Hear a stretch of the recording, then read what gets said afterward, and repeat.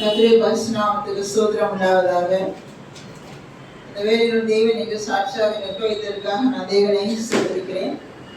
நம்முடைய புதிய போதகர் அவர்கள் சார்ஜ் கொடுக்க வேண்டும் என்று வெளிவாக்கம் சென்றிருப்பதனால இன்றைய தினத்திலே அடியானதை எடுக்கும்படியாக தேவன் தயவு செய்வதற்காக நான் தேவனுக்கு நன்றி செலுத்துகிறேன். மகிழ்ச்சி உங்கள் அனைவருக்கும் கர்த்தருடைய நாமத்தினால் ஆசியை கூறி வரவேற்றுக் கொள்கிறேன். ஒவ்வொரு வாரமும் நாம் ஒவ்வொரு விதமான புது புது காரியங்களை நாம படிச்சுட்டு வரோம். நம்மளுக்கு எத்தனை பேருக்கு அதில் நிறைய கேள்விகள் இருக்கிறது கேட்கலாம்னு சொன்னேன். ஒரு சிலர் மட்டும் என்னை அழகிய கேள்விகள் கேட்டு அதுக்கு விளக்கங்களை பெற்றுக்கொண்டார்கள். இன்றைய தினத்திலும் லோத்தின் மனைவியை குறித்து நாம பார்க்க போகிறோம். லோத்தின் மனைவி அப்படின்னு சொன்ன உடனே உங்களுக்கு என்ன ஞாபகத்துக்கு வருது தெரியுமா? என்ன ஞாபகம் வருது? உப்பு தூணை பத்தி ஞாபகம் வருது. முகத்துல நான் பார்க்க முடியல, முன்னாடி வந்தீங்கன்னா உப்பு தூணான அந்த லோத்தின் மனைவியை குறித்து நாம் இன்றைக்கு பார்க்க போகிறோம். லோத்தின் மனைவியை குறித்து பார்க்க முன்பதாக அவருடைய கணவர் லோத்தை குறித்து நாம தெரிந்து கொள்ளும். இந்த லோத்து யாரு அப்படின்னு நாம பார்க்க போறோம். ஆபிரகாமை நம்ம எத்தனை பேருக்கு தெரியும்? நம்ம எல்லாருக்கும் ஆபிரகாமை தெரியும். இந்த ஆபிரகாமுடைய சகோதரன் ஒருத்தர் இருந்தாரு. அவருக்கு பேரு ஆரான். ஆரோன் இல்ல ஆரான் அப்படின்னு அவர் பேர். அவருடைய மகன்கள்ல மூணாவது மகன் தான் லோத்து. அப்படின்னா ஆபிரகாமுக்கு அண்ணன் மகன். லோத்துக்கு ஆபிரகாம் என்ன வேணும்? சித்தப்பா மலை ஆகும். ஆக இந்த குடும்பங்கள் எல்லாம் வளர்ந்து பெருசாகி எல்லாம் திருமணம் ஆகி இருக்கிறாங்க. இப்ப இந்த ஆரான் அப்படிங்கிறவரு ஆபிரகாமோட சேர்ந்து தன்னுடைய மகன் லோத்தையும் அழைச்சிட்டு வேற ஊருக்கு அங்க போறாங்க. அப்படி போகும்பொழுது இடையில இந்த ஆரான் என்ன செய்யறாருன்னா மறிக்க போறாரு. இவங்க வந்து பெத்தேல் ஒரு ஊருக்கு போறாங்க. ஆபிரகாமுடைய குடும்பத்தாரும் லோத்தின் குடும்பத்தாரும் பெத்தேல் அப்படிங்கிற ஒரு ஊருக்கு போறாங்க. அங்க கொஞ்ச நாள் வாசமா இருந்துட்டு திரும்ப அங்கிருந்து எங்க வராங்கன்னா எகிப்துக்கு வராங்க. எகிப்துக்கு வந்த உடனே அந்த பெத்தேல்ல வந்து ரொம்ப பஞ்சம் வந்துட்டு. பஞ்சம்னா என்னது? சாப்பாட்டுக்கே கஷ்டம், எல்லாத்துக்கும் கரு வந்தது, பஞ்சம் வந்தது. பஞ்சம் வந்ததுனால இவங்களால என்ன செய்ய முடியறாங்க? வாழ முடியாதனால இவங்க எங்க வந்துட்டாங்கன்னா எகிப்துக்கு வந்துட்டாங்க. இந்த எகிப்து தேசத்துக்கு வந்த உடனே இங்க எப்படி இருக்கிறாங்க அப்படின்னு சொன்னா, இங்க இருந்து நம்ம எங்க போறோம்? இந்த இடத்துல நம்மளால வாழ முடியலையே, திரும்ப போய் நம்ம பெத்தேலுக்கே போயிடுவோம் அப்படின்னு பெத்தேல இருந்து எகிப்துக்கு வந்தாங்க. எகிப்துல என்ன வந்துச்சு? பஞ்சம் வந்தது. நமக்கு அந்த கதை தெரியும். யோசிப்பு பண்ணாரு, பஞ்சம்லாம் திக்கு அவர் என்னெல்லாம் பண்ணாரு அப்படிங்கலாம் தெரியும். அந்த நேரத்துல தான் இவங்க அங்க போயிருக்கிறாங்க. பஞ்சம் இருக்கிறாங்க. திரும்ப இவங்க எங்க போயிட்டாங்க? பெத்தேலுக்கு திரும்பி போயிட்டாங்க. அங்க போன உடனே அவங்களுக்கு நிறைய ஆடு மாடெல்லாம் வந்துட்டு ரொம்ப செழிப்பாயிட்டாங்க. பெரிய பணக்காரர்களாம் ஆயிட்டாங்க. அவங்களுடைய ஆசையை வந்து பூமியை கொள்ள முடியாத அளவுக்கு என்ன செஞ்சுதான் ஆண்டவர் அவர்களை ஆசீர்வதித்தார். இப்போ ஆடுகளெல்லாம் நிறைய வந்துட்டு ஆடு மந்தையா ஆடு இருக்குது. ஆடு மந்தையா இருந்தா ஒரு லோத்து போய் அந்த ஆடெல்லாம் மேய்க்க முடியுமா? முடியாது. அப்ப என்ன செய்யணும்? ஆடு மேய்க்கிறதுக்கு ஒரு மேய்ப்பர்கள் தேவை. நிறைய ஆடு திரளான ஆடுகள் இருந்ததுனால ஆபிரகாம் சைட்லயும் நிறைய ஆடுகள் இருக்கு. லோத்துடைய புறத்துல என்ன இருக்கு? நிறைய ஆடுகள் வைத்திருக்கிறாங்க. ஆகினால இந்த பக்கமும் நிறைய மேய்ப்பர்கள், அந்த பக்கமும் நிறைய மேய்ப்பர்கள் இருக்கிறாங்க. இந்த ரெண்டு கூட்டத்துல இருக்கக்கூடியவங்களும் ஆடுகளை மேய்ப்பதற்காக சமவெளிக்கு கொண்டு போறாங்க. இந்த ஆடு மேயும் போது அதுக்கு தண்ணி காட்டுற இடத்துல லோத்துடைய மேய்ப்பர்களுக்கும் ஆபிரகாமின் மேய்ப்பர்களுக்கும் என்ன வந்துதான்? சண்டை வந்த உடனே இந்த விஷயம் வந்து எங்க யாருக்கு போகுதுன்னா ஆபிரகாமுடைய காதுக்கு போகுது. ஆபிரகாம் ஒரே பக்தம். ஆனாலும் லோத்து கூப்பிடுறாரு. லோத்து கூப்பிட்டு, ஐயா இந்த மாதிரி நம்ம வந்து மேய்ப்பர்கள் என்ன செய்யறாங்க? சண்டை கொடுக்குறாங்க. நம்ம அப்படி சண்டை படுத்து ஒன்னா இருக்கிறது சரியில்லை. அதனால நீ என்ன செய், உனக்கு எங்க விருப்பமான இடத்த நீ தெரிஞ்சு நீ போயிரு, எனக்கு விருப்பமான இடத்துக்கு நானு போறேன் அப்படின்னு சொல்லிட்டு ரெண்டு பேரும் பேசிக்கிறாங்க. பேசும்போது இந்த லோத் என்ன செய்யறாருன்னா அப்படி பார்த்த உடனே எங்க செழிப்பான இடம் இருக்குதோ, நல்ல பச்சை பசைன்னு செழிப்பா இருக்கிற ஒரு இடத்த பார்த்து அங்க நான் போறேன் அப்படின்னு சொல்லிட்டு ஆபிரகாம் கிட்ட சொல்றாரு. எங்க போறாரு அவர் அப்படின்னு சொன்னா, சோதேம் அப்படின்னு ஒரு இடத்துக்கு போறாரு. சோதேம் குமாரா பட்டணம் கேள்விப்பட்டவன். அந்த ஊருக்கு என்ன செய்யறாரு, லோத்து அங்க போறாரு. ஆபிரகாம் வந்து கானானிலே தங்கி அவருடைய காரியத்தை அவர் பார்க்க முடியும். இந்த லோத்து சோதம் குமாராவுக்கு போன உடனே அங்க இருக்கிற ஜனங்களெல்லாம் எப்படின்னா ரொம்ப பொல்லாத ஜனங்களா இருந்தாங்க. யாருமே நல்லவங்க அங்க இல்லை, கடவுளுக்கு பயந்தவங்க இல்லை, ரொம்ப பொல்லாத ஜனங்களா இருந்தாங்கன்னா மகா பாவிகளா இருந்தார்கள் அப்படின்னு சொல்லிட்டு வேதம் சொல்லு. பாவின்னு சொன்னாலே பயம் வருது. இது என்ன பாவியா? மகா பாவிகளாக இருந்தார்கள் அப்படின்னு சொல்லிட்டு வேதம் வந்து நம்ம வாசிக்கிறோம். இவருடைய அக்கிரமம் அதிகமா பெருகி போகுது. அவர் அந்த சூழ்நிலையிலையும் கூட லோத் என்ன பண்றாரு அப்படின்னு சொன்னா, நம்ம 2 பேரு 2வது அதிகாரம் 7வது வசனம், 2 பேரு 2வது அதிகாரம் 7வது வசனத்துல என்ன வாசிக்கிறோம் சொன்னா, லோத்து அக்கிரமக்காரர்களுக்குள் வாசமாய் இருக்கையில், அக்கிரமக்காரர்களுக்குள் அப்படின்னு சொன்னா அவங்க நிவாசம் பண்ற இடம், அவங்க வசிக்கிற இடத்துல வாசமா இருக்கையில், வாசமா இருந்ததுன்னா என்னது, அங்க வாழ்ந்துட்டு இருக்கும் பொழுது அவர்களுடைய காம விகார நடக்கையால் வருத்தப்பட்டு, காம விகாரம்னா உங்களுக்கு தெரியும், அதிகமா துர்ச்செயல்கள், பெண்களை அவமதிக்கிறது, அவங்களை கெடுக்கணும்னு நினைக்கிறது, இப்படிப்பட்ட எண்ணங்கள் உள்ளதுதான் என்ன சொல்லுவாங்க, காம. எப்பவுமே ஏதாவது அந்த காரியங்களை குறித்தே சிந்தனை செய்துட்டே இருக்குது, அதுக்கு பேர் என்னது, காம விகாரம் என்று சொல்லப்படும். காம விகாரம் நடக்கியால் அதை பார்த்த உடனே இந்த லோத்துக்கு என்ன செய்தா, மனசுல ஒரே வருத்தப்பட்டீங்க. சிலர் அடுத்த 8வது வசனம் வாசிட்டு பாருங்க. நாள்தோறும் அவர்களுடைய அக்கிரம கிரியைகளை கண்டு, யாருடைய அக்கிரம கிரியைகள், சோதம் குமாரா பட்டணத்தில் இருக்கக்கூடிய அந்த மக்களுடைய அக்கிரம காரியங்கள். அக்கிரமம் தெரியும் நமக்கு, என்னெல்லாம் செய்யக்கூடாதோ அதையெல்லாம் செய்யறது, எல்லாம் அக்கிரமமான காரியம். அந்த காரியங்கள் எல்லாம் கண்டு, ஒரு கண்ணால பார்த்து, கேட்டு, காதால கேட்டு, நீதி உள்ள தன்னுடைய இருதயத்தில், அவருடைய இருதயம் எப்படிப்பட்ட இருதயமா, நீதி உள்ள. நம்ம இருதயம் எப்படி இருக்குது, நீதி உள்ள இருதயமா இருக்குதா? லோத்து பாருங்க, நீதி உள்ள தன்னுடைய இருதயத்தில் பாதிக்கப்பட்ட நீதிமான் ஆகிய லோத்தை அவர் ரட்சித்தார்.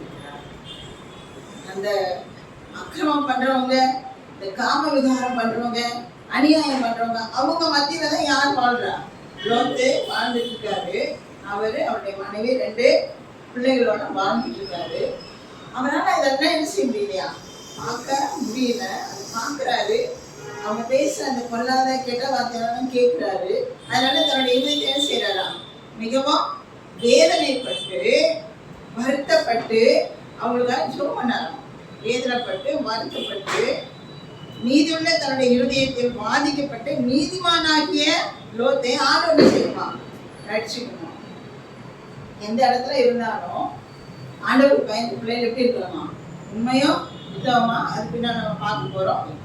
ஆக இந்த லோத்தை ரட்சிக்கணும். ஏன்னா இந்த லோத்துக்கு என்னவா இருக்கிறாரா, நீதிமானாக, தன்னுடைய நீதியுள்ள இருதயம், நீதிமானாக இந்த லோத். இன்னொரு வேதாமத்துல நீதிமான நம்ம சொல்றோம், ஆண்டவர் ரொம்ப பிரியமானவர், இவர் என்னுடைய நீதிமான ஆகிய உத்தமமான என்னுடைய தாசன் அப்படின்னு ஒருத்தர் சொல்லியிருக்காரு. ஆண்டவர் யாரை பத்தி சொன்னார் தெரியுமா, ஞாபகா, யோபை பத்தி சொன்னார். இப்ப லோத்தை பத்தியும் நீதிமான் அப்படின்னு சொல்லி ஆண்டவர் சொல்லுங்க. இப்ப இந்த லோத் என்ன செய்யணும், ஆண்டவர் அந்த கும்பல்ல இருந்து காப்பாற்றணும். ஆண்டவர் வந்து இந்த சோதேகுமார பட்டணம் வந்து மிகவும் நசிஞ்சு போச்சு, அக்கிரமம் பெருகி போச்சு, இந்த பட்டணத்தை எப்படி நான் அழிச்சுக்கணும் அப்படின்னு சொல்லி நினைக்கிறாரு. எதை அழிச்ச மாதிரி நோவின் காலத்துல அந்த ஊரை அழிச்சிட்டாரு இல்லையா, அதே மாதிரி இந்த சோதம் குமாராவையும் அழிக்கணும். ஏன் அழிக்கணும், அங்க எத்தனையோ ஜனங்கள் இருக்காங்க இல்லையா, ஏன் ஆண்டவர் அழிக்கணும்னு நினைச்சாரு, அங்குள்ள ஜனங்கள் எல்லாம் எப்படிப்பட்டவங்களா இருந்தாங்களா, அக்கிரம சிந்தை உடையவர்களாக இருந்தார்கள். காம விகாரம் உடையவர்களாக இருந்தார்கள். ஆகையினால அந்த நாளை என்ன செய்யணுமா, அழிக்கணும் அப்படின்னு சொல்லி ஆண்டவர் நினைச்சுக்கிறாரு. அழிச்சா அங்க இருக்கிறது யாரும் கூட இருக்கிறாங்க, லோத் அங்க இருக்காரு. இப்ப அந்த ஜனங்களை அழித்தா யார் அழிந்து போயிடுவா, லோத்தும் சேர்ந்து மறைச்சு போயிடுவான், அழிந்து போயிடுவான். ஆனா ஆண்டவருக்கு லோத்தை அழிக்க விருப்பம் இல்லை. ஆகையினால என்ன பண்றாருன்னு சொன்ன ஆண்டவர் பாருங்க, ஒரே ஒரு லோத்துக்காக ஆண்டவர் இவ்வளவு பெரிய ஆச்சரியமான காரியம் பண்ணிருக்காரு பாருங்க. அந்த லோத்த குடும்பத்தை காப்பாற்றணுன்றதுக்காக ஆண்டவர் 2 தேவதூதர்களை அனுப்புறாரு. ஒரு தேவதூதனுக்கே என்ன சக்தி இருக்குதுன்னா 1,40,000 பேர் காப்பாற்றக்கூடிய சக்தி இருக்குது. ஆனா இங்க எத்தனை தூதர் அனுப்புறாரு ஆண்டவர், 2 தேவதூதர்களை அவர் அங்க அனுப்புறாரு.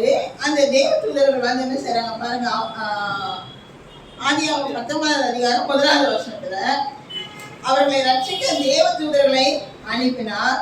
லோத்து தேவதூதர்களை வரவேற்று அவங்க என்ன செய்யறாராம், புளிப்பில்லாத அப்போ செய்து அவங்க என்ன செய்யறாரு, உபசரிக்கும்.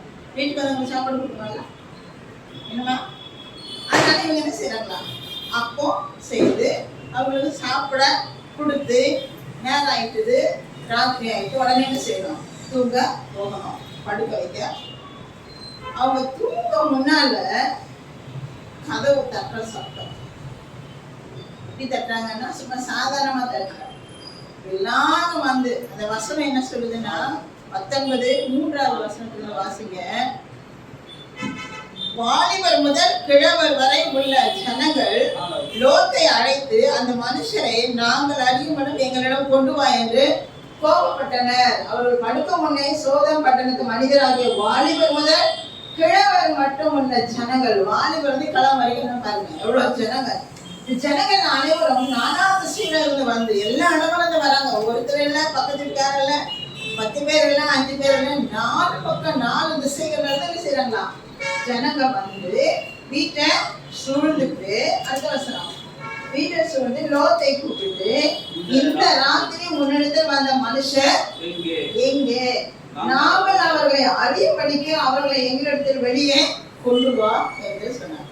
அறியப்படிக்க அப்படின்னு சொன்னா அதுக்கு வேற அர்த்தம். ஏன்னா அந்த ஊர்ல இருக்கிறவங்க எப்படிப்பட்டவங்களா, காம விகாரம் உடையவர்கள், அக்கிரமமான சிந்தை உடையவர்கள். அப்ப இவங்களை என்ன நடக்கும் தெரியுமா உங்களுக்கு. ஆனா லோத் என்ன செய்யறாரு, என்னுடைய பிள்ளைகள், வாலிப பிள்ளைகள் திருமணம் ஆகாம 2 பேருக்கு அவங்களுக்கு கூட நான் என்ன செய்யறேன், அனுப்புறேன். ஆனா அவர் இந்த மனுஷன் என்ன செய்யாதீங்க, ஒன்னும் செய்யாதீங்க அப்படின்னு சொல்ற. ஆனாலும் அந்த ஜனங்க என்ன செய்யலையா, கேட்கல. வாசிங்க. அதற்கு அவர்கள் 30வது வசனம், அதற்கு அவர்கள் அப்பாலே போ, பரதேசியை வந்த எவனா நியாயம் பேசுகிறது, நீ அப்பாலே போ. அதுக்கு அந்த ஜனங்க சொல்றாங்க, நீ எங்க வந்த, பரதேசியாய் வந்த, வேற ஊர்ல இருந்து எங்க ஊருக்கு வந்த, நீ நியாயம் பேசக்கூடாது. இப்பொழுது அவளுக்கு செய்வதை பார்க்க உனக்கு கொல்லாமல் செய்வோம் என்று சொல்லி லோத் என்னை மிகவும் நெருக்கி கதவை உடைக்கிறோம் அப்படின்னு சொல்லிக்கிட்ட போறான். உடனே அந்த தேவதூதர் உள்ள என்ன செய்யறாங்க, லோத்த அடுத்த வசனம், லோத்த உடனே என்ன செய்யறாங்க, தங்கள் கைகளை வெளியே லோத்தை தங்கள் அன்றைக்கு வீட்டுக்குள் இழுத்து கொண்டு கதவை பூட்டின பிறகு என்ன நடக்குது அப்படின்னு சொன்னா, இப்ப அந்த கதவு வாசல் எங்க இருக்குதுன்னு வெளியில இருக்கிற ஜனங்களுக்கு தெரியல. தேடுறாங்க, வாசல் எந்த பக்கம் சுத்தி சுத்தி வராங்க. ஏன்னா அவங்க என்ன செஞ்சாங்களா, குருட்டாட்டம் பண்ண பிடிக்க பண்ணினார்கள். குருட்டான கண்ணு தெரியல. அந்த வீட்டுக்கு வாசல் எங்க இருக்குது, கேட் எங்க இருக்குது, இங்க எந்த பக்கம் சுத்தி சுத்தி வராங்க. அவங்க என்ன செய்ய முடியா, கண்டு ஆண்டவர் எவ்வளவு அதிசயமான காரியங்களை பாதுகாக்கிறார். ஆண்டவர் நம்ம பிள்ளைகளை ஆண்டவர் என்ன செய்யலாம், பாதுகாக்க. எப்படிப்பட்ட சூழ்நிலை வந்தாலும் ஆண்டவர் நம்மை பாதுகாக்க வல்லவராய் இருக்கிறார். அந்த ஆதியாகமம் 19:11 வசனம் 12 வசனம் நம்ம வாசம் அப்படின்னு சொன்னா, தெருவாசலில் சிறியோரும் பெரியோரும் ஆகிய மனிதர்கள் குருட்டாட்டம் பிடிக்கப்பட்டார்கள். அப்பொழுது அவர்கள் வாசலை தேடி தேடி இந்த ஸ்தலத்தை அழிக்க போகிறோம், நீ உன் மனைவி பிள்ளைகளை அழைத்து கொண்டு போ என்று துரிதப்படுத்தினார். யாரையும் அந்த தேவதூதர் சொல்றாங்க, இந்த இடத்துல நம்ம என்ன செய்ய போறோம், அழிக்க போறோம். உடனே நீ உன் மனைவியோ பிள்ளைகளுக்கு என்ன செய்யுறது, போயிரு அப்படின்னு சொல்ல ரொம்பமா துரிதப்படுத்துறாங்க. 16 வசனம் சொல்லுது, லோத் ரொம்ப தாமதிக்கிறார். நல்லா நமக்கு ஏதாவது ஒரு வேலை சொன்னா கூட இங்க நல்லா நின்று இங்க நின்று அப்படி நல்ல வேலை செய்வாங்க. லோத் அதே மாதிரி தாமதிக்கிறாருன்னா என்ன அர்த்தம்? ரொம்ப நல்ல கர்த்தர் அவன் மேல் இரக்கம் வைத்ததினால், கர்த்தர் அவன் மேல் இரக்கம் வைத்ததினால் அந்த புருஷன் அவன் கையையும் அவன் மனைவியின் கையையும் அவன் 2 குமார்த்தியின் கையையும் பிடித்து அவனை பட்டணத்துக்கு வெளியே கொண்டு போய் விட்டார்கள். கர்த்தர் அவங்க மேல இரக்கம் வச்சதுனால அந்த புருஷன் என்ன செய்தாங்க? அந்த புருஷன் யாரு? தேவ தூதர்கள். அவங்க என்ன செய்யறாங்களாம்? லோத்தையும் மனைவியையும் 2 பிள்ளைகளையும் கை பிடிச்சு கொண்டு போய் என்ன செய்யறாங்களாம்? பட்டணத்துக்கு வெளியில கொண்டு போய் விட்டாங்க. வெளியே கொண்டு போய் விட்ட பிறகுதான் அவங்க சொல்ற ஒரு வார்த்தை, அந்த வசனம் வந்து நம்ம ரொம்ப கேர்ஃபுல்லா நம்ம வாசிக்கணும். 15வது வசனம் பாருங்க.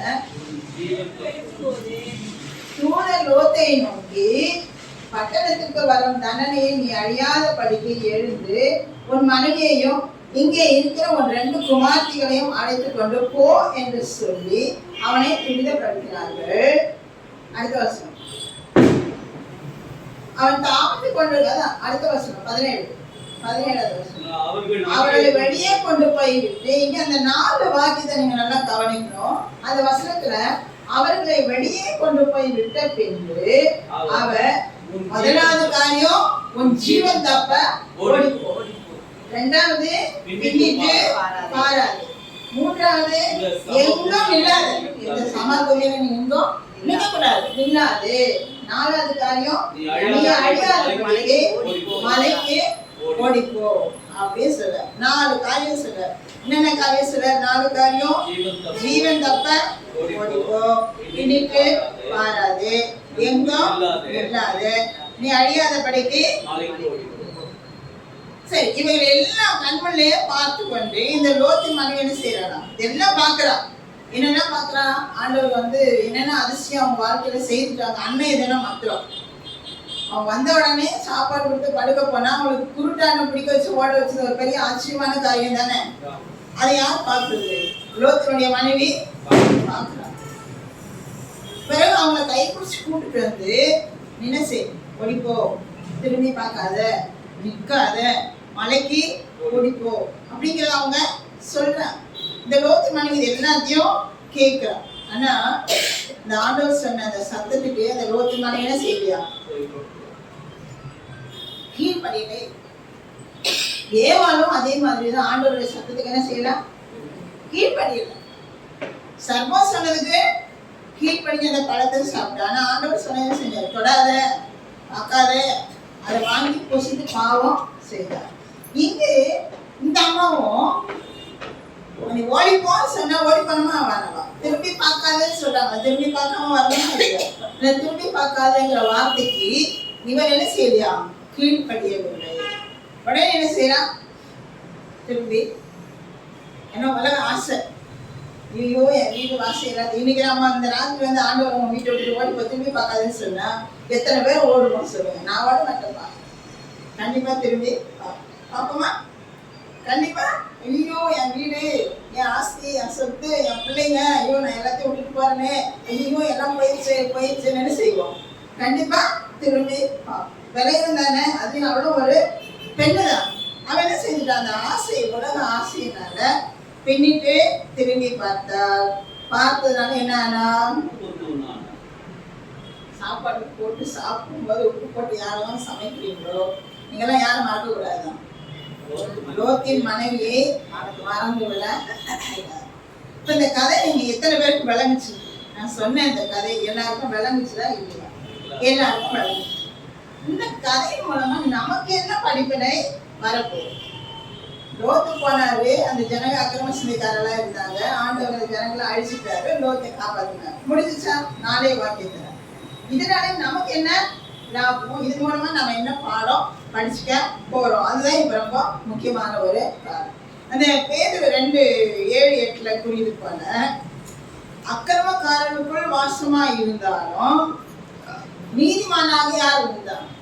லோத்து இருந்தார். எல்லாரும் காமவிகாரம் அக்கிரமக்காரர்களா இருந்தாங்க அந்த பட்டணத்துல. எல்லாருமே சோதம் குமாரால சும்மா பக்கத்து வீட்டுக்காரங்க, எதிர் வீட்டுக்காரங்க, இந்த பக்கத்து வீட்டுக்காரங்க மட்டும் கிடையாது. அந்த ஊரே எப்படிதான் இருக்குதான்? அங்கே வாசம் அந்த ஜனங்கள் 4 திசையில வந்தாங்க. வாலிபர் முதல் கிழவர் வரை அப்படின்னு வேதாமல போட்டிருக்கு. அப்போ அந்த ஊரே எப்படிப்பட்டவங்களா இருக்காங்க? பொல்லாத ஜனங்களா இருந்தாங்க. ஆனா அவங்க லோத் எப்படி இருந்தாரா? நீதிமானை போல. சரி, இதுக்கும் நமக்கு என்ன சம்பந்தம்? நம்ம வாழற இடத்துல நம்ம சுத்தி எல்லாம் நல்லவங்க இருக்காங்களா? எல்லாம் நல்லவங்க இருக்காங்களா? யாரும் பதில் பேசுறோம். அப்ப நம்மளும் எப்படிதான் இருக்கிறோம்? அந்த லோத்து மாதிரி தான் நாம வாழ்ந்துட்டு இருக்கோம். என்னை பார்க்க வெளியில இருந்து யாராவது புதுசா வந்தாங்க, மேடம் இந்த ஊர்ல எப்படி மேடம் இருக்கிறீங்க, இங்க ஏன் மேடம் வீடு வாங்கி கட்டி இருக்கிறீங்க கேட்கிற கேள்வி. ஏன்னா ஜனங்கள் பொல்லாத ஜனங்களாக இருக்கிறார்கள் என்பதை உலகத்தார் அறிவார்கள். அப்படிப்பட்ட இடத்துல நாம வாழும்போது நாம லோத்தை போல சாட்சி உள்ளவர்களாக இருக்கிறோமா? அதான் இங்க பெரிய கேள்வி. அவரை போல ஆண்டவர் சாட்சி கொடுப்பாரா நம்ம பார்த்து? நீ நீதிமான், என்னுடைய மகள் நீதிமான், தப்பே செய்யல, உலகத்துல நீதியா இருக்கிறா அப்படி நீங்க இருக்கிறவங்க யாராவது நம்மளை பார்த்து ஆண்டவர் சொல்வாரா? சொல்லக்கூடிய அளவுக்கு நாம தகுதி உள்ளவர்களாக இருக்கிறோமா? அது முதலாவது கேள்வி. அப்படி இல்லைன்னா நாம் என்ன செய்யணுமா? நம்மை லோத்தை போல உள்ளத்துல நீதி உள்ளவர்களாக நடந்துக்கொள்ள. நீதி உள்ளவர்களாக நடந்துக்கொள்ளனா என்ன அர்த்தம்? ஆண்டவர் சொன்ன எல்லா கட்டளைகளுக்கும் நம்ம கீழ்ப்படிந்து நடக்க வேண்டும் அப்படின்னு சொல்லிதான் இங்க பொருள். இங்க அந்த வசனத்துல 4 காரியம் சொன்ன இல்லையா? உங்களுக்கு அந்த 2 பேருக்கு காரியங்கள் நம்ம பேசணும். ஆதியாகமம் 19வது அதிகாரம் 17வது வசனத்துல, ஆதியாகமம் 19வது அதிகாரம் 17வது வசனத்துல 4 காரியம் சொல்லணும். முதலாவது காரியம், ஜீவன் தப்ப ஓடிப்போ, பின்னிட்டு மாறாது, எங்கும் நில்லாது, நீ அழியாத பிடிக்க எங்க பண்ணுமா? மலைக்கு. சரி, இப்போ நாம் ஜீவன் தப்ப ஓடி போனோம்னா எங்க போறது? ஜீவன் தப்ப ஓடிப்போ. நம்முடைய ஜீவியை இப்ப நம்ம என்ன ஜீவியை ஜீவிக்கிறோம்? நாம என்ன ஜீவியை? நம்முடைய ஜீவியை இப்ப எப்படிப்பட்ட ஜீவியை ஜீவிக்கிறோம்? உலகத்துல எப்படிப்பட்ட ஜீவியம்? பாவ ஜீவியம் ஜீவிக்கிறோம். ஏனென்றால் நம்ம வசனம் சொல்லிக்கிறோம், என் தாய் என்னை எதில் உற்பவித்தாலாம்? பாவத்துல உற்பவித்தார். ஆகினால நம்ம என்ன செய்வோம்? பாவம். இந்த வசனம் சொல்றது, நீ ஜீவன் தப்ப ஓடிப்போ அப்படின்னா அந்த பாவத்துல இருந்து உன்னுடைய ஜீவனை நீ காப்பாற்றிக் கொள்வதற்கு என்ன செய்யணுமா? நீ ஓடிப்போ அப்படின்னு இந்த வசனம் நமக்கு சொல்லுகிறது. புதிய ஜீவனை நாம பெற்றுக்கொள்ள வேண்டும். எப்படி புதிய ஜீவனை பெற்றுக்கொள்வது? அவரை ஏற்றுக்கொண்டு அவருக்காக நாம நம்மை அர்ப்பணிப்பது. எப்படி அர்ப்பணிப்பது? ஆண்டவருக்காக நம்மை ஞானம் முழுக்க என்ற ஒரு காரியத்தின் மூலமா நாம என்ன செய்யணுமா? அவருக்கு நாம நம்மை அர்ப்பணிக்கிறோம். சரி, ஞானம் முழுக்க எடுத்து அர்ப்பணிக்கிறோம்னா என்ன அர்த்தம்? இங்க ஜீவன் தப்ப நீ ஓடி போகிறாரு, பாவத்துக்கு மறித்து ஜீவனுக்கு நாம பிழைக்கிறோம். ஞானம் முழுக்க போன வாரம் நான் பேசினப்ப நான் சொன்னேன், ஞானம் ஸ்நானம், ஞானம் பெற்று ஸ்நானம் பெறணும் அப்படின்ட்டு. ஞானம் பெறுவது போல இங்க பாவத்துக்கு தண்ணீரில் மறித்து இயேசு கிறிஸ்து உயிர் தெழுந்து போல நாம புதிய ஜீவனுக்கு நாம என்ன செய்யணுமா? உயிர்த்து எழ வேண்டும். அப்ப நீ ஜீவன் தப்ப ஓடி போகணும்னு சொன்னா ஆண்டவருக்காக உன்னை அர்ப்பித்து அர்ப்பணம் செய்து, பாவ வாழ்க்கையெல்லாம் அர்ப்பணம் செய்து புதிய வாழ்க்கை பெறுவதற்காக நம்ம ஞானம் முழுக்க பெற்று ஆண்டவருக்கு நம்மை ஒப்பு கொடுக்க வேண்டும். ரெண்டாவது, பின்னிட்டு பாராது. 2வது வருஷம் என்ன சொல்லுதா? பின்னிட்டு பாராது. பின்னிட்டு பாராதுன்னா என்ன அர்த்தம்? மனம் திரும்புதல். பின்னிட்டு பாராதுன்னா மனம் திரும்ப. முதல் செய்த எல்லா காரியங்களும் நம்ம என்ன செய்யணுமா? விட்டு ஒழிச்சுட்டு அடுத்துமே என்ன செய்யக்கூடாதா? அந்த லோத்து மனைவி பார்த்த மாதிரி நாம அதை பார்க்கவே கூடாது. ஆஹா, நான் ஞானஸ்தானம் எடுக்க போத, நான் எப்படி இல்லாம இருந்தேன், நான் எங்கெல்லாம் போனேன், நான் என்னெல்லாம் சாப்பிட்டேன், இப்ப அதெல்லாம் என்னால அப்படி என்ன செய்யக்கூடாது? திரும்பி நான் பார்க்க அந்த விட்டு ஒழிச்சுட்டு அந்த கெட்ட பழக்கங்களை நம்மள என்ன செய்யக்கூடாதா? ஞானம் முழுக்க பெற்ற பின் பழைய வாழ்க்கையை பின்னிட்டு திரும்பி பார்க்க கூடாது. ஒரு மனம் திரும்புதல். முதல்ல நாங்க என்னென்னமோ செய்தோமோ அதையெல்லாம் இப்ப என்ன செய்யக்கூடாதா? செய்ய கூடாது. அதுதான் முழுமையாக ஞானம் முழுக்க பெற்றதற்கான அர்த்தம். பேருக்காகவும் பாஸ்டருக்காகவும் சபைக்காகவும் என்ன செய்யக்கூடாதா? ஞானம் முழுக்க எடுக்க கூடாது. அப்படி எடுப்பது தவறு. ஆண்டவரை உண்மையாக ஏற்றுக்கொண்டு அந்த இந்த சத்தியத்தை காதுல கேட்டு அதன்படி நாம என்ன செய்யணுமா நடந்து கொள்ள வேண்டும். அப்படி இல்லைன்னா நம்ம கடவுளை சீட் பண்றோம், ஏமாத்துறோம். யாரை ஏமாத்துறோம்? ஆண்டவரே ஏமாத்துறோம். நம்ம ஆண்டவரே நான் இது செய்யறேன், அது செய்யறேன், இது செய்யறேன், அது செய்யறேன்னு சொல்லிட்டு கடைசி என்ன செய்யறதில்ல. ஆண்டவரை நம்ம என்ன செய்யணும்? ஏமாத்துகிறோம். ஆகினால் ஆண்டவர் சொல்ற, நீ பின்னிட்டு பாராது. ஒரு முறை நீ அர்ப்பணித்த அப்படின்னு சொன்னா உன் வாழ்க்கையில முதல்ல நடந்த அந்த காரியங்களெல்லாம் நீ திரும்ப என்ன செய்யக்கூடாதான், செய்ய கூடாது அப்படிங்கிற இந்த வசனம் சொல்றது நான் சொல்றேன். மூணாவது காரியம் பாருங்க, எங்கும் நில்லாது. எங்கேயும் நிக்காத. ஏன் எங்கேயும் நிக்காது? எங்க போனோம்? எங்க ஓடணும்? எங்க ஓடணும்? எங்கேயுமே நிக்காது அப்படிங்கிறாரு. சங்கீதம் 1:1 என்ன சொல்லுது பாருங்க, துன்மார்க்கருடைய ஆலோசையை நடவாமலும் யாருடைய வழியில? பாவிகளுடைய வழியை நில்லாமலோ. இங்க என்ன சொல்லுதா? நீ நிக்காத, நில்லாத. நில்லாதன நீ நிற்காத. எங்க நிற்க கூடாதா? பாவிகளுடைய வழியில நிற்க கூடாது. ஒழுங்கில்லாத ஒழுங்கினமானவர்களை விட்டு விட்டு நீ ஓடிவிட வேண்டும். எங்கெல்லாம் என்ன தவறான காரியங்கள் நடக்குதோ அங்கெல்லாம் நம்ம என்ன செய்யக்கூடாதா? நிற்கவே கூடாது. நின்னா நம்ம என்ன செய்யோமா? அந்த பாவம் நம்மள பிடித்துக் கொள்ளும். நிற்காத அப்படிங்கிறார் ஆண்டவர். ஒரு உதாரணம் நான் சொல்லணும்னா, நிறைய வாலிப பிள்ளைகள் பொதுவாக அந்த ஐடியில் கம்பெனியில் பெரிய பெரிய இடங்களில் வேலை செய்கிறவங்கலாம் அவங்களோட கூட நம்ம பிள்ளையோட சேர்ந்து வேலை செய்வாங்க. அவங்க பார்ட்டி வைப்பாங்க. ஒரு நாள் பார்ட்டினா என்னது? நம்ம மாதிரி பிரியாணி சாப்பிட்ற பார்ட்டி இல்லை. அது என்ன பார்ட்டி? தண்ணி பார்ட்டி. இப்போ நம்ம ஆட்கள் போகிறாங்க, ஒரு நாள் தானே என்ன தம்பி, ஒரு நாள் தானே ஆண்டவர் வாரானா சொல்ல போறாரு. ஒரு நாள் செஞ்ச பாவம் இல்லைல்ல, ஒரு நாள் எல்லாம் பாவமே கிடையாது. அதனால என்ன செய்யலாம்? ஒரு நாள். அதுதான் ஆண்டவர் சொல்றாரு, நீ அங்க நிக்காத, நீ அங்க போற. அதே பார்ட்டி வேணா பண்ணிட்டு போட்டோம், நீ அங்க போகாத, நீ நிக்காத. நின்னாதானே உனக்கு பிரச்சனை வருது, நீ நிக்காத அப்படிங்கிறார் ஆண்டவர். சோதனை எந்த இடத்துல வருதோ அந்த இடத்துல நம்ம என்ன செய்யக்கூடாதா? நிக்க கூடாது. அதை பார்க்காத, நிக்காத அப்படின்னு சொல்ற. ஆக தவறு நடக்கிற இடங்கள்ல நாம நம்முடைய கால்களை என்ன செய்யக்கூடாதா? நிற்க வைக்க கூடாது, நில்லாத அப்படின்னு சொல்லி ஆண்டவர் சொல்லிட்டார். நாலாவது காரியத்தை நம்ம பார்க்கணும். நீ அழியாதபடிக்கு எங்க ஓடி போடலாம்? மலைக்கு ஓடிப்போ என்றார். நீ அழியாதபடிக்கு மலைக்கு ஓடி. என்ன மலை அது? கண்மலையாகிய கிறிஸ்துவுக்கு. 1 கொரிந்தியர் 10வது அதிகாரம் 4வது வசனம். 1 கொரிந்தியர் சனதா வாசிக்கியாமா? 1 கொரிந்தியர் 10வது அதிகாரம் 4வது வசனம்.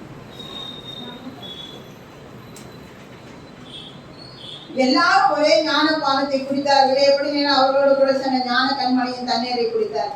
அந்த கண்மலை கிறிஸ்துவே. அந்த கண்மலை கிறிஸ்து. இப்ப மலை அப்படின்னா யாரு? மலைன்னா யாரு? இயேசு கிறிஸ்து. கண்மலை ஆகிய கிறிஸ்து. நமக்கு சோதனைகள் வரும்பொழுது நம்ம எங்க பண்ணுவோம்? ஆண்டவரை நோக்கி.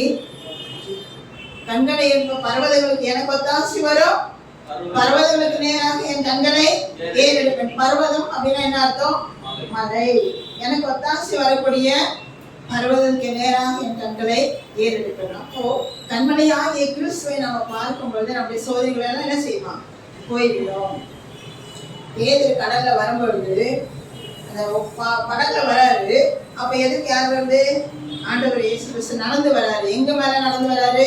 தண்ணி மேல நடந்து வராரு. இப்ப பேதுரு சொல்றாரு, ஆண்டவரே நான் கூட நடக்கணும், நானே நடக்கிறேன் ஆண்டவர். சரி வா வா நடந்து. என்ன செய்ய? பேதுரு நடந்து போறாரு. யாரை பார்த்துட்டே போறாரு? ஆண்டவரை பார்த்துட்டே நடக்கிறார். ஆண்டவர் பார்த்துட்டே நடக்கும்போது தண்ணி மேல அழகா நடந்துட்டே திடீர்னு எங்க பார்க்கிறாரா? தண்ணியை பார்த்த உடனே என்ன செஞ்சுட்டார்? நம்ம ஆண்டவரை பார்க்கும் பொழுது நமக்கு எந்த சோதனையுமே வராது. கண்மலையாகிய கிறிஸ்துவிடமா நாம் என்ன செய்வோம்? போய் பாதுகாப்பாக நமக்கு எத்தனை பிரச்சனை வந்தாலும் எத்தனை சோதனை வந்தாலும் கிறிஸ்துவிடம் ஓடி போய் அழியாதவாறு ஒரு பாதுகாப்பை நாம தேடிக்கொள்ளலாம். நீர் தான் ஆண்டவரை, எனக்கு வேற யாருமே இல்ல. உண்மை அன்றி எனக்கு யாருமே அந்த பாட்டு பாடுறாங்க. உண்மை அல்லாமல் யாரும் இல்லை. நம்ம பாட்டெல்லாம் பாடுறோம். அந்த பாட்டுடைய வரிகளையும் அர்த்தத்தை நீங்க புரிஞ்சுக்கிட்டு பாடுனீங்கன்னு சொன்னா உண்மையா உங்களத்துல கண்ணீர் வரும். பாடும்போது அதனுடைய அர்த்தத்தை நீங்க புரிந்து உணர்ந்து நீங்க பாடி அதை உள்வாங்கும் போது நிச்சயமாக ஆண்டவர் என்ன செய்வாராம், உள்ளத்துக்குள்ளாக அதை கிரியை செய்வார். நம்ம அழகான பாட்டெல்லாம் பாடும். எபிரேயர் 3:12 என்ன வாசிக்கிறோம் சொன்னா, தேவனை விட்டு விலகுகிற பொல்லாத இருதயம் நமக்குள் இல்லாதபடிக்கு நீங்கள் எச்சரிக்கையாக இருக்க வேண்டும். பொல்லாத இறுதி, தேவனை விட்டு விலகுற மாதிரி நமக்குள்ள இருதயம் இருக்குது, பொல்லாத ஆவி இருக்குது, பொல்லாத எண்ணங்கள் நமக்குள்ளாக இருக்குது அப்படின்னு சொன்னா நாம் அதை விட்டு விலகணும் அப்படின்னு எபிரேயர் 3:12 சொல்லப்பட்டு இருக்கிறது. எபிரேயர் 3:12 வாசிப்போமா? சகோதரரே, ஜீவனுள்ள தேவனை விட்டு விலகுவதற்கு ஏதுவான அவிசுவாசமுள்ள பொல்லாத இருதயம், அவிசுவாசமுள்ள பொல்லாத இருதயம் உங்களில் ஒருவனுக்குள்ளும் வராதபடிக்கு நீங்கள் எப்படி இருக்கணுமா? எச்சரிக்கையாய் இருக்கணும். எச்சரிக்கைனா என்ன அர்த்தம்? எங்கேயோ விழுந்துடாம ரொம்ப ஜாக்கிரதையா. நம்ம ரோட்ல மழை நேரத்துல ரோட்ல நடந்து போகும்போது நம்ம எப்படி போவோம்? ஜாக்கிரதையா போவோம். ஏன்? எங்கேயாவது பள்ளம் இருக்கும், விழுந்துருவோம். அதே போல நம்முடைய வாழ்க்கையில நாம நடந்து போகிற பாதையில மிகவும் ஜாக்கிரதையாக நாம இருக்க வேண்டும் என்று நம்மிடத்துல கேட்கிறார். இங்க இந்த லோத்துடைய மனைவியை பத்தி நான் சொல்லணும் லோத்துடைய மனைவியை பத்தி நான் உங்ககிட்ட சொல்லவே இல்லை. எல்லாமே லோத்தை பத்தி தான் நான் சொல்லுவேன். இப்போ அந்த மனைவியை பத்தி என்னதுன்னு ஒரு 4 வரை எனக்கு என்ன 3 நிமிஷம் இருக்கு நான் முடிக்க போறேன். அவள் தூதர்களுக்கு பணிவிடை செய்தார். ஏன்னா அவங்க வந்தவொடனே ஆகாரம் கொடுத்தாங்க இல்லையா, புளிப்பில்லாத அப்போ செய்து கொடுத்தாங்க இல்லையா, அது லோத்தா செய்ய முடியும். வீட்டுல ஒரு பெண்ணு தானே செஞ்சு கொடுத்துருக்கிறோம். அப்ப அது யார் செய்தது? லோத்துடைய மனைவி. ஆளுக்கு ஆகாரம், தூதர்களுக்கு இவள் ஆகாரம் செய்து கொடுத்தார். 2வது ஒரு ஆச்சரியமான அதிசயமான காரியத்தை அவ கண் மூலமா பாக்குறா.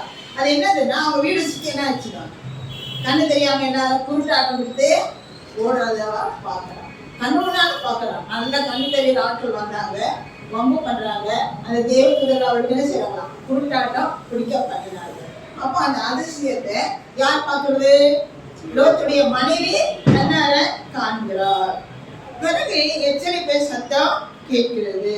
என்ன எச்சரிப்பை சத்தம்? ஜீவன் தப்ப ஓடிப்போ சொன்னாங்களா? ஜீவன் தப்ப ஓடிப்போ. அந்த சத்தம் காதுல கேட்டுச்சா இல்லையா? பின்னிட்டு பாராதே அப்படின்னு சொன்னாரு. அந்த சத்தம் காதுல கேட்டுச்சுதா இல்லையா? எங்கேயோ நிக்காத அப்படின்னு சொன்னாங்களே, அந்த சத்தம் காதுல கேட்டுச்சுதா இல்லையா? கேட்டுச்சு. கடைசி என்ன சொன்னாரு? நீ அழியாதபடிக்கு எங்க ஓடி போனோமா? மலைக்கு ஓடி போனோம்.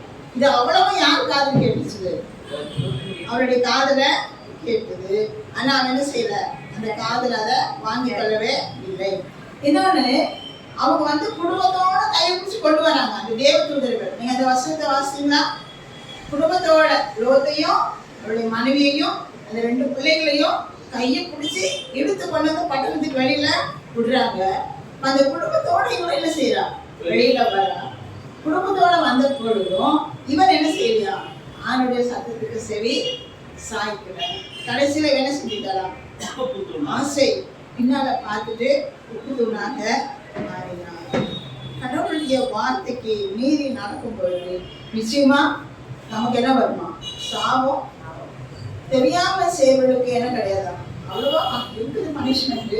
ஆனா அவ்வளவு பெரிய பனிஷ்மெண்ட் கிடையாது.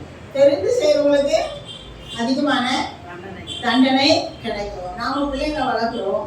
ஒரு முறை ஒரு குழந்தை தப்பு பண்ணா சரி, முதல்ல இனிமேல் செய்யாது. அப்போ என்ன, இது தப்பு, இனிமேல் அப்படிலாம் செய்யாது. 2வது முறை 3வது முறை செய்ய என்னமா செய்வோம்?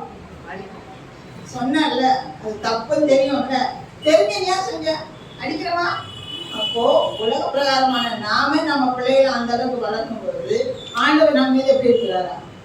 மிகவும் பாசம் உள்ளவராகவும் அன்புள்ளவராகவும் இரக்கமுள்ளவராகவும் இருக்கிறார். அவருடைய வார்த்தைக்கு நாம செவி சாய்க்கிறோம். கடைசியா ஒரு வசனத்தை நான் வாசிக்கணும்னு நினைக்கிறேன். வாசிக்க முடிக்க போறேன். லூக்காவின் சுவிசேஷம் 17வது அதிகாரம் 32வது வசனம். 17:32 வசனம். அங்க என்ன சொல்லப்பட்டிருக்கு பாருங்க. எல்லாரும் சேர்ந்து வாசிங்க. லோத்தின் மனைவியை நினைத்துக் கொள்ளுங்கள். லோத்தின் மனைவியை வசனமே சொல்லு. லோத்தின் மனைவியை நினைத்து ஏன் நினைத்துக் கொள்ளணும்? இப்ப சொன்ன காரியங்கள் எல்லாம் நினைவுல வைத்து நான் யார் மாதிரி பண்ணக்கூடாதா? லோத்து மனைவிய மாதிரி நானு நடந்துக்க கூடாது. நான் சொன்ன இந்த பிரசங்கெல்லாம் வேற யாருக்கும் கிடையாது, இது எனக்கு தான். யாரெல்லாம் கேட்குறீங்களோ அது உங்களுக்கு தான். நான் வந்து இது எனக்கு இல்லை, அவளுக்கு தான், அவளுக்கு தான், எனக்கு இல்லைன்னா அது அவங்களுக்கு தான், அவங்களுக்கு தான் அப்படின்னு நான் நினைச்சக்கூடாது, நினைக்கவே கூடாது. எந்த வசனம் ஆண்டவர் பேசினாலும் அந்த வசனத்தை பரிசுத்த ஆவியானவர் பேசுகிறார். ஆவியானவர் சபைகளுக்கு சொல்கிறதை காதுள்ளவன் கேட்க கடவன் வெளிப்படுத்தல சொல்றாங்க. காது உள்ளவன நான் எல்லாருக்கும் காது இல்லாம செவடலா உட்காந்து போனோம்னா எல்லாருக்கும் காது இருக்கு. ஆனா நம்ம என்ன செய்யறோம்? அதை கவனித்து இந்த லோத்து மனைவி மாதிரி அவ கேட்டா செய்யல, நாம கேட்டு அநேக காரியங்கள் செய்யாமல் இருக்கிறோம், அது பாவம். ஆண்டவர் நம்ம எச்சரிக்கும் பொழுது அந்த எச்சரிக்கை நாம செவி சாய்த்து தலை வணங்கி இருக்கும் போது மாத்திரமே நாம் அவருடைய ஆசீர்வாதத்தை நாம பெற்றுக்கொள்ள முடியும். தேவன் அனைவரையும் ஆசீர்வதிப்பாராக.